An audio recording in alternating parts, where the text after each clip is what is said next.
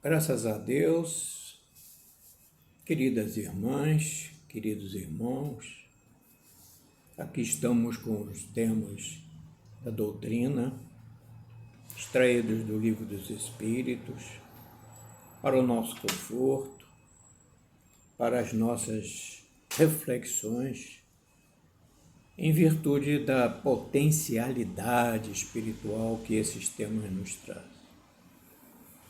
Nós estamos na nossa vinculação ao Livro dos Espíritos, voltados para a sua segunda parte, né? É o mundo espírita ou o mundo dos espíritos. É uma parte que detém um razoável número de capítulos. Já fizemos aqui uma aferição e chegamos aí certamente a cerca de 11 capítulos, né? E entre esses 11 capítulos, todo desdobrar nos seus questionamentos, nos seus itens, subitens, nós sabemos pelos estudos empreendidos, que todos nós nos voltamos, de que a segunda parte é assim um desdobramento que se ocorre com relação ao Livro dos Médiuns, como a terceira parte, as leis morais, o Evangelho segundo o Espiritismo, e também o céu e o inferno, né?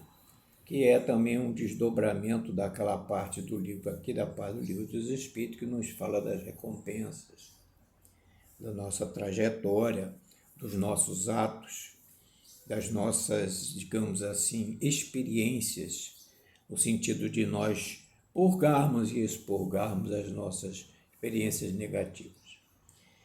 E nesse capítulo 7, que nós estamos estudando, ele tem uma vinculação, é a volta do espírito à vida corporal. Está na erraticidade, aprendendo, se depurando, programando a sua existência com os mentores espirituais, chegou um momento de retorno. E esse momento de retorno tem várias nuances, evidentemente em função da evolução de cada um de nós. Tá? E o item 3, que é o que nós vamos estudar aqui, que nos remete às questões 361 até 366, ele nos fala das faculdades morais e intelectuais do homem. Faculdades morais e intelectuais é muito própria do nosso item de evolução, porque fomos criados simples e ignorantes, está lá na questão 115, gostamos muito sempre de repetir essa questão basilar, que é a 115. Deus nos criou assim, sem nada saber, mas a cada um de nós deu uma missão de nós nos aprimorarmos, de melhorarmos, de nós fazermos a nossa conquista moral, né? Por nós mesmos, evidentemente com o amparo da espiritualidade maior. Então, dentro desse foco, nós temos a questão 361, que nos reverte assim a nossa origem, né? Qual a origem, né, das qualidades morais boas ou mais do homem? Quer dizer, qual é o nosso iter de caminho de evolução?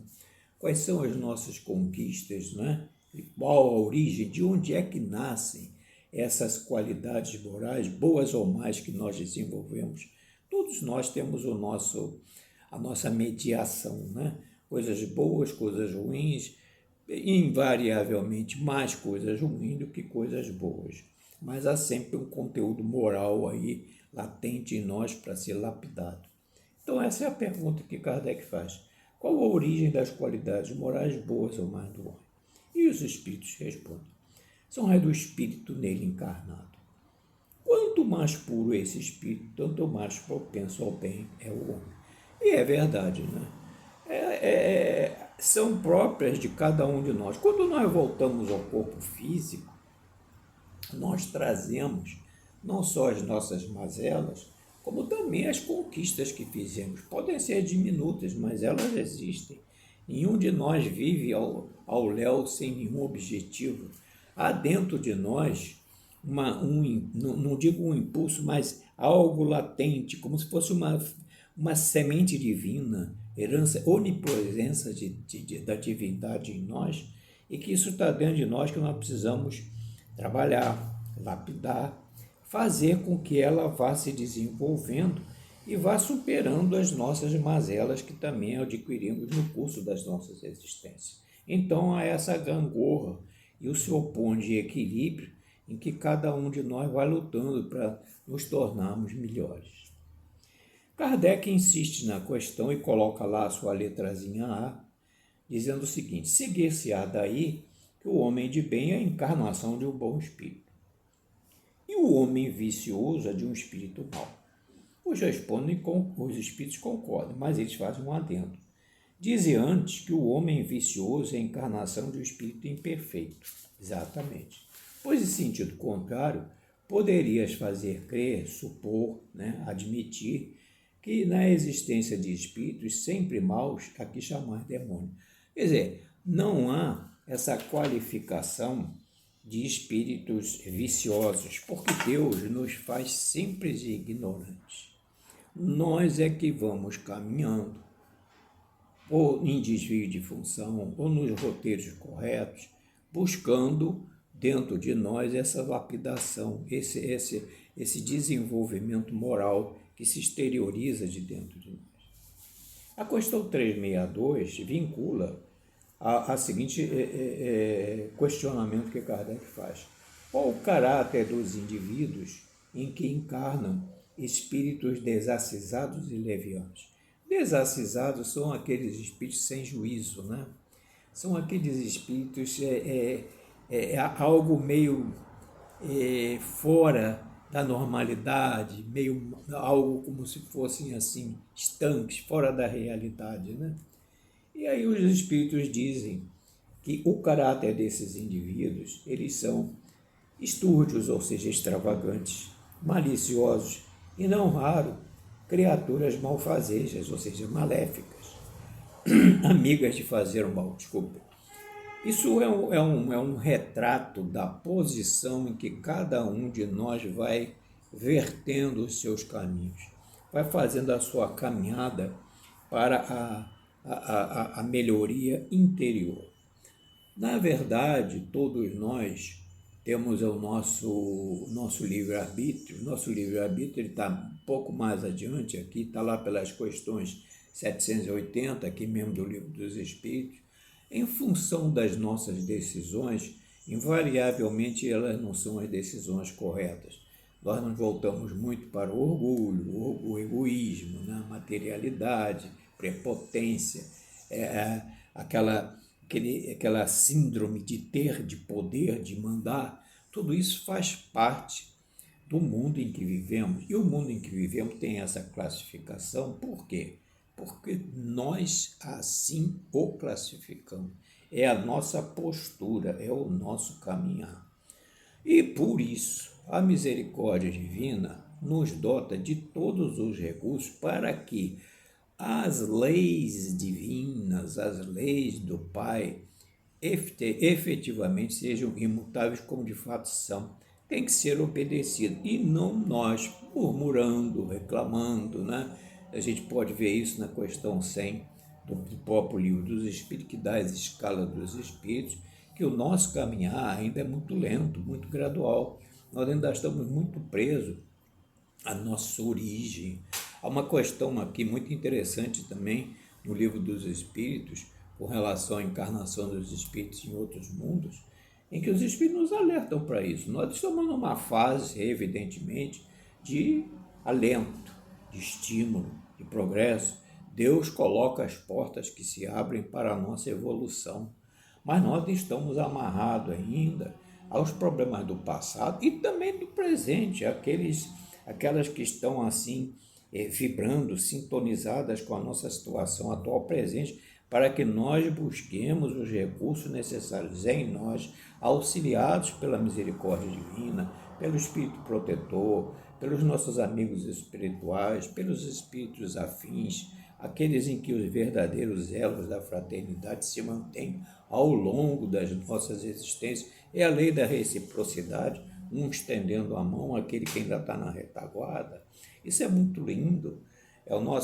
é o nosso, digamos assim, o nosso caminhar mais evolutivo, em que paulatinamente todas as agruras, todas aquelas motivações que malbaratam nossos sentimentos, nossos pensamentos, paulatinamente vão se diluindo para que a gente possa chegar a um estado melhor de aprimoramento interior.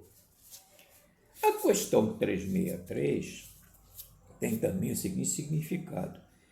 Tem os espíritos paixões de que não partilha a humanidade? Evidentemente que não, uma vez que de outro modo vô-las teriam comunicado. Tudo que a criatura humana apresenta, desde os seus primórdios, desde os tempos das cavernas, desde os tempos idos, os tempos já percorridos, o homem vai se mostrando tal qual realmente ele é. E as oportunidades de crescimento em função da ciência, da filosofia, da religião, vão trazendo a cada um de nós as portas, os caminhos, e nós vamos nos identificando na nossa era, nos nossos caminhos, nas nossas necessidades, também nas nossas bondades, raras, mas elas existem, elas estão dentro de nós. Nós somos seres não destinados eternamente a purgar.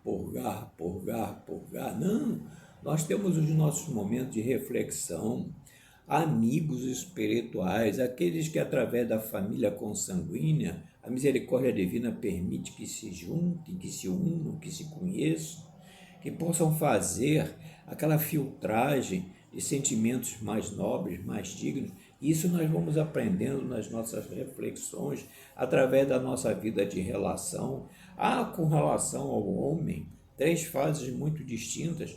Nós estamos aprendendo isso através dos estudos que a doutrina nos faculta. Nós lemos em obras póstumas, em obrigações, em expiações coletivas, um artigo, uma resposta do espírito de Clélia do Plantier apostolar com relação a cada um de nós. Nós temos 3 tarefas muito distintas. A nossa relação com Deus e o próximo. Isso é basilar, está no mandamento maior. Uma segunda relação é como cidadão. Uma terceira relação é como chefe de família.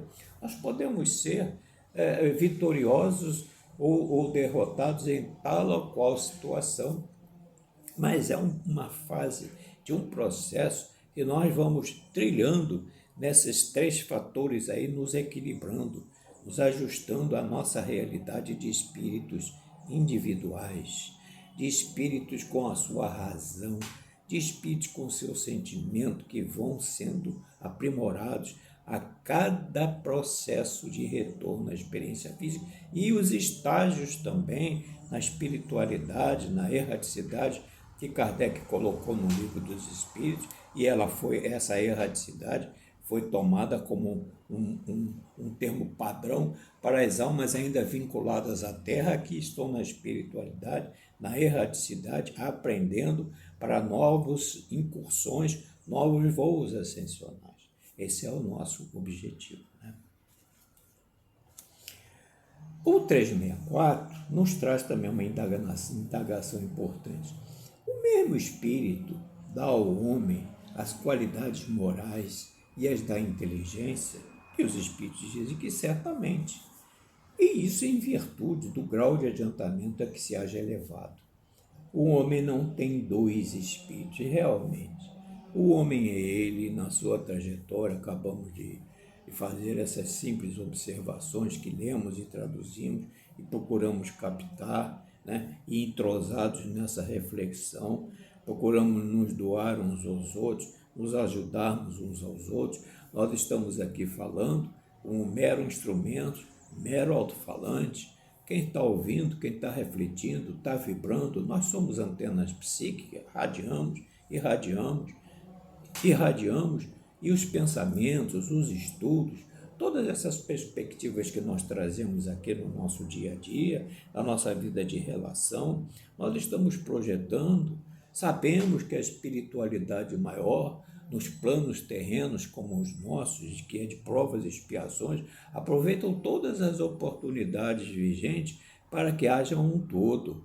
Esse todo, quem não nos diria que nós aqui, no curso das nossas reflexões, não estaremos sim envoltos em vibrações amorosas, amigos que estão juntos conosco, nós que estamos aprendendo, eles que estão aprendendo também, todos nós juntos nessa etapa. Deus o quer, nos colocou aqui na Terra como vivendo no mesmo planeta, para que nos estimemos, para que nós possamos realmente fazer o bem, sem olhar a quem, ou seja, fazer o bem para o próprio bem.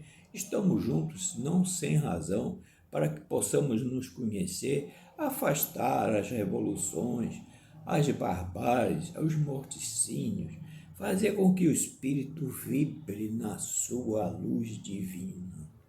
Esse é o nosso caminho, vamos devagar, realmente é a nossa chancela, é o nosso selo aqui na Terra, mas caminhando habitualmente, serenamente, com todo o ênfase, com toda a boa vontade, com todo o carinho de aprender, de chegar e dizer, fazer nas nossas introspecções interiores, aqueles momentos que nós temos de silêncio, nos voltarmos para dentro de nós mesmos, captarmos esses fluidos generosos que chegam invariavelmente a nós outros e buscam a assimilação sintônica para que possam produzir os efeitos necessários. Graças a Deus. Então, me perdi aqui na 364, né?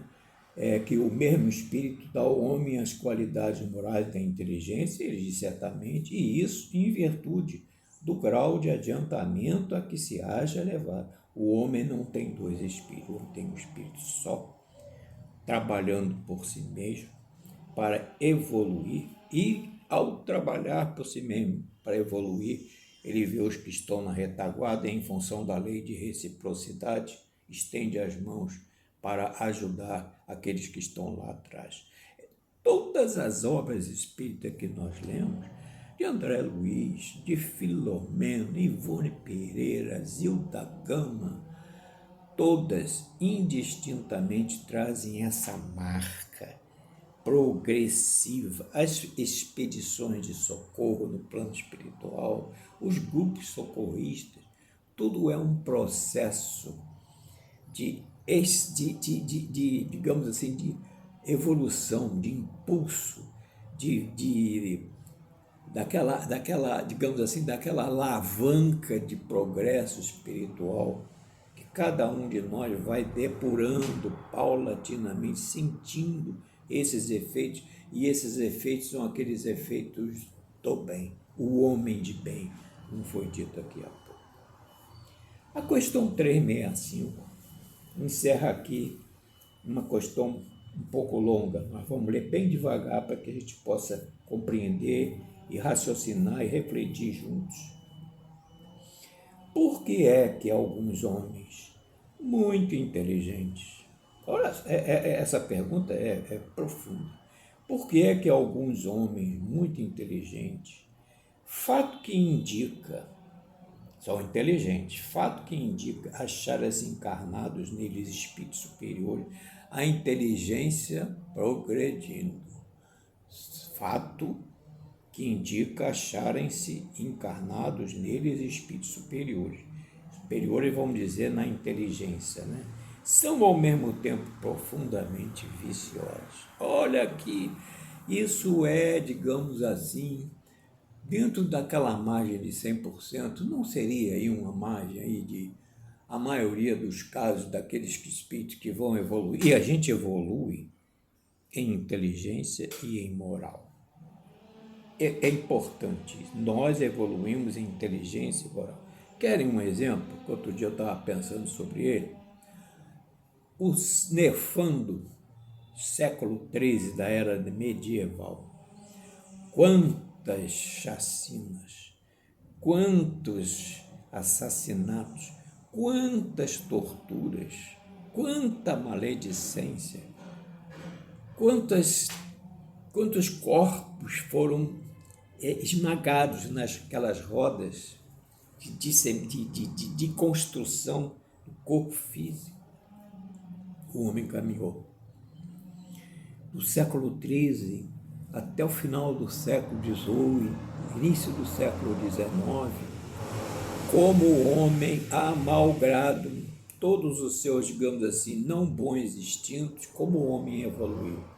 Tanto assim gostamos de repetir isso porque é uma verdade cristalina, não somos nós que estamos criando, são os fatos que eles estão mostrando, como o homem criou, como o homem evoluiu no fator inteligência. Tanto assim que o Consolador que Jesus prometeu aos seus discípulos lá nos anos 30, nos primeiros dias dos anos 30 da era cristã, em que viria o Consolador para ratificar, retificar, trazer novos conhecimentos, novos aportes.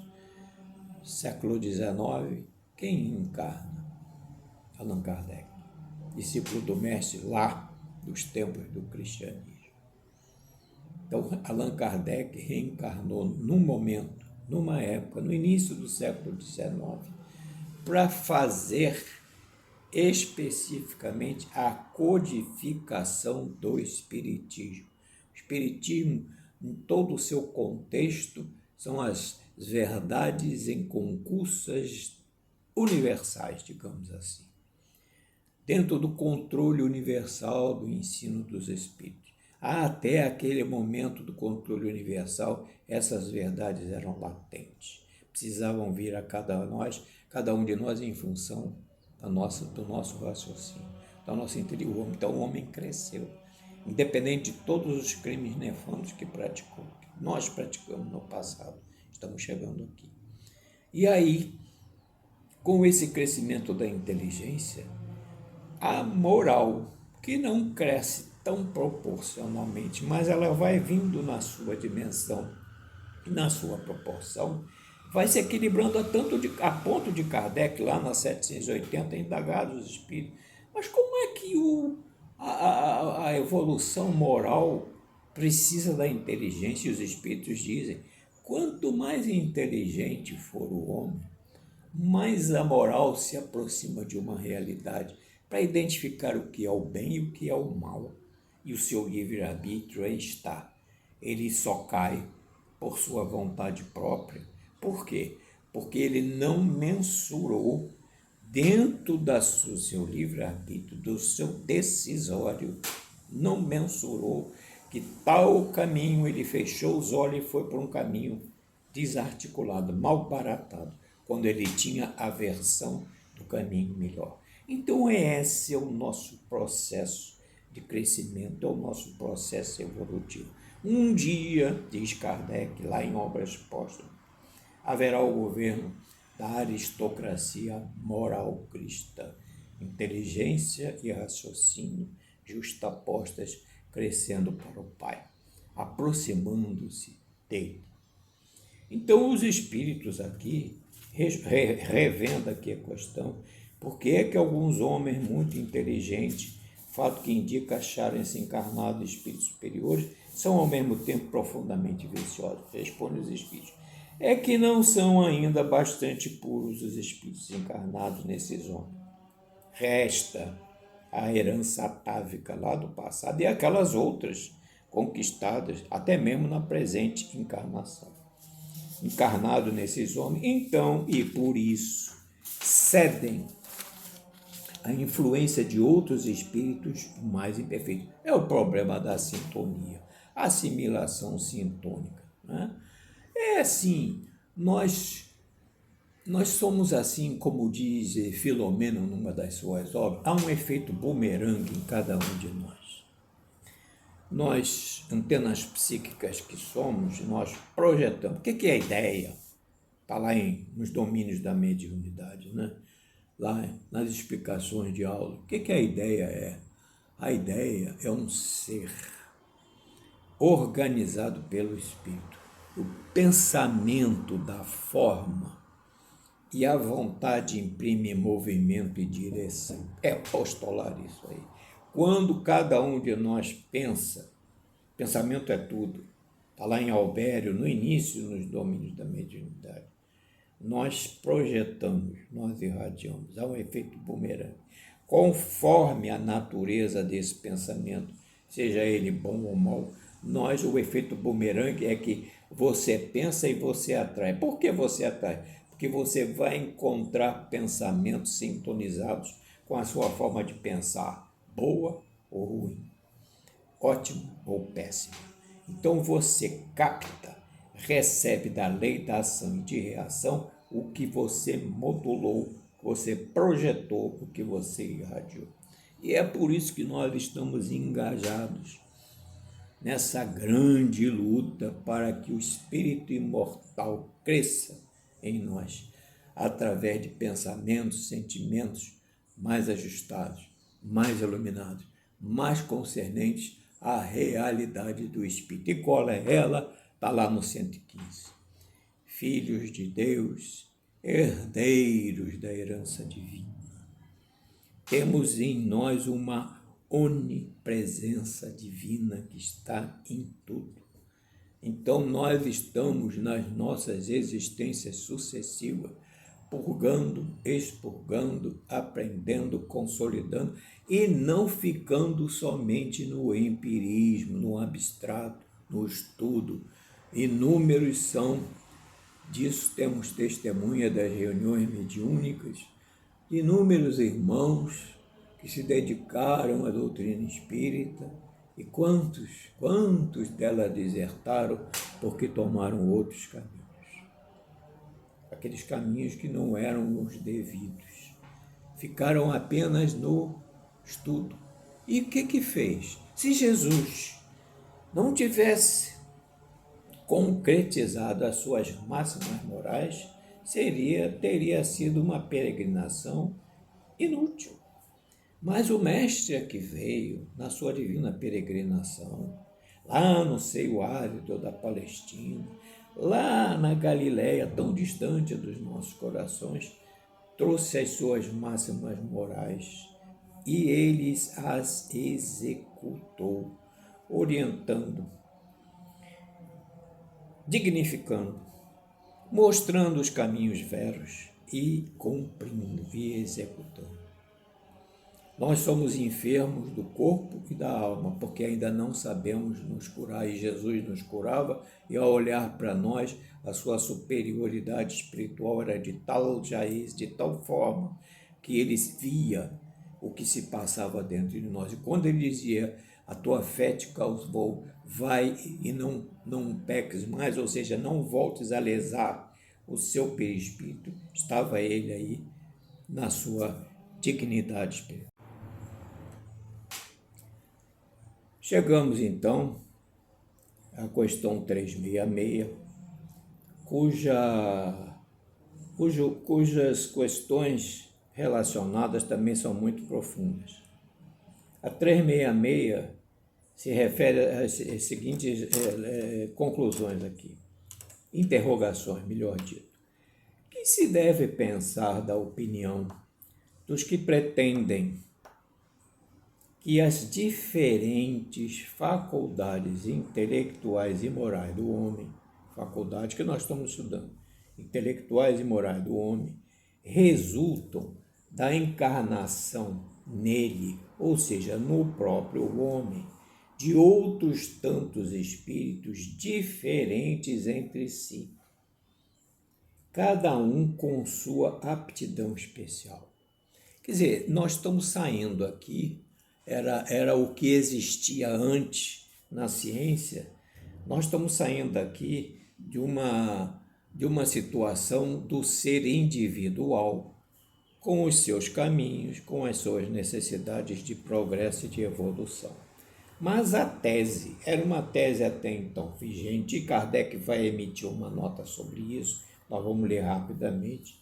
Kardec, então, aproveita a resposta que os espíritos deram e faz a nota esclarecedora, independente, evidentemente, da colocação que os espíritos fazem.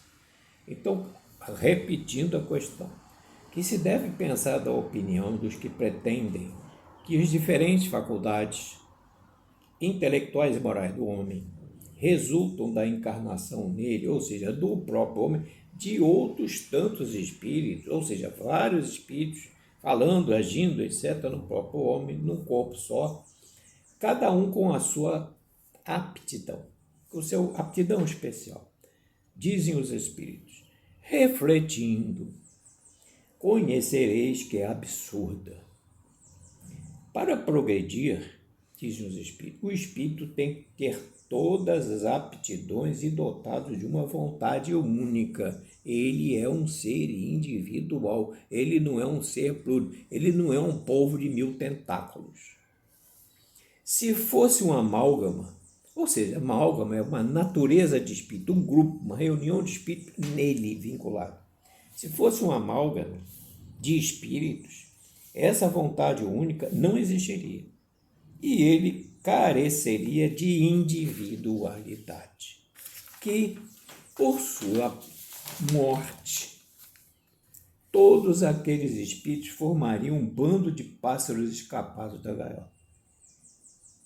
Então, é muito racional, é muito lógico esse tipo de conclusão, né? Mas era uma situação que existia pretérita e com o avanço da ciência, por isso que a ciência está aqui, né? Para também ajudar o espiritismo, trazer essas realidades.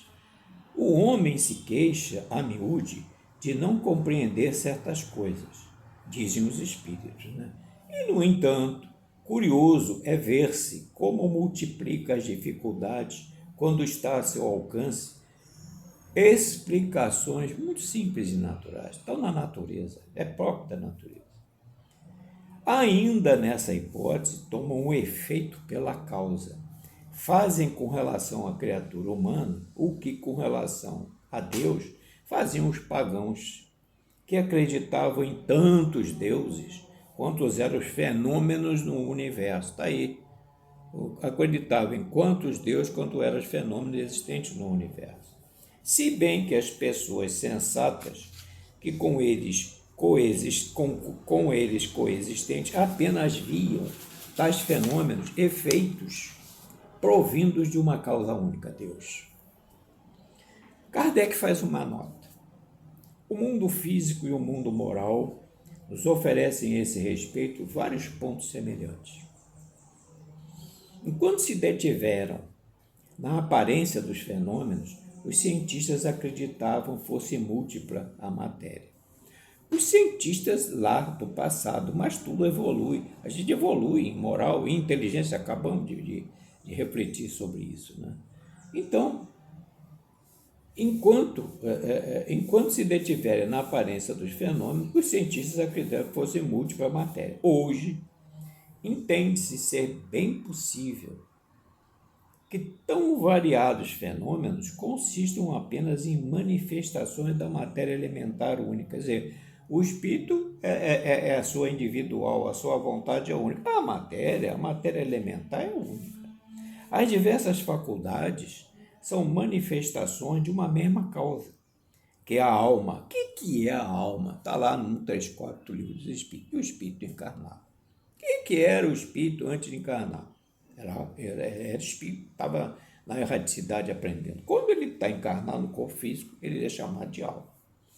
E não de muitas almas. É a alma individual, é ele no aprendizado. Não é uma amálgama de espíritos num corpo, como se fosse um polvo de 1000 tentáculos. Exatamente como os diferentes sons do álcool, os quais procedem todos do ar, e não de tantas espécies de ar, quanto aos sons. Semelhante sistema decorreria que, quando o homem pede ou adquire certas aptidões, certos pendores, isso significaria que tanto os outros espíritos teriam vindo habitá-lo ou teriam deixado, o que o tornaria um ser múltiplo sem individualidade. Olha que coisa racional. Não tem sentido, absurda. E, por conseguinte, sem responsabilidade. Acresce, diz Kardec na sua nota, que o contradizem numerosíssimos exemplos, esses que assim pensam no amálgama, contradizem numerosos exemplos de manifestações de espíritos em que estes provam a sua individualidade e identidade. Isso ocorre muito nas reuniões mediúnicas. Nós não vemos uma multiplicidade de espíritos, nós temos dentro das reuniões mediúnicas, aliás, verdade se diga, reuniões mediúnicas existem inúmeras, mas reuniões mediúnicas espíritas são sérias, porque seguem a codificação, seguem a orientação do Livro dos Médiuns, em que Kardec apontou ali todos os recursos cabíveis, né? Desdobramento dessa parte segunda do Livro dos Espíritos. Então estão aí as questões, estão as respostas. Pedimos perdão por talvez tal ou qual velocidade aqui e ali, em fator tempo. Agradecemos a todos o carinho, a atenção que todos nós dedicamos aos estudos da doutrina. A nossa dificuldade realmente ainda presente em construir novas aquisições do espírito imortal na sua individualidade, na sua verdade única, nos seus processos de progresso espiritual. E numa próxima oportunidade, quem sabe, aqui estaremos de retorno para refletirmos juntos a respeito dos problemas do ser, do destino e da dor. Graças a Deus, que assim seja.